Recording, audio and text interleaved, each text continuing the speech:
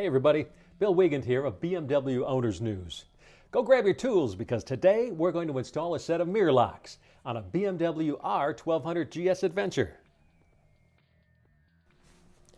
To begin the installation, you first got to remove your mirrors. In this case, I'm using a 14mm open-end wrench. Then, you'll place a MirrorLok compression washer and an O-ring over the mirror's threads. Then thread your mirror to the MirrorLok insert using an 8mm hex wrench.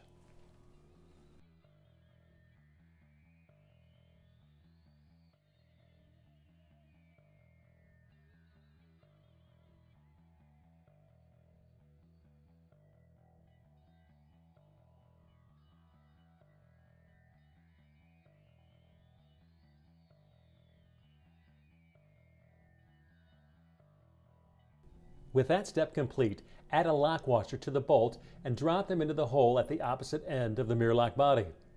Then, add a spacer below the MirrorLok, making sure the spacer flange faces upwards. Once again, using your 8mm hex wrench, snug the bolt, making sure the MirrorLok body is pointing toward the ball end of your clutch or brake lever.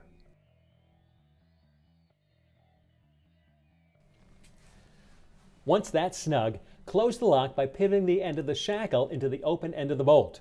Push in the lock button and slide down your mirror boot. Repeat the procedure on the other side, and congratulations, you've just installed a set of MirrorLoks. MirrorLoks offer riders several things. First, because they move your mirrors about 2 inches out on either side, they provide an unobstructed view of the road behind you. Secondly, because they use rubber-mounted inserts to attach your mirror to the MirrorLok body, they cut mirror vibration way down. And finally, as the name implies, using the available cables, MirrorLoks offer another locking point for helmets and jackets to help keep them safe when you park your bike.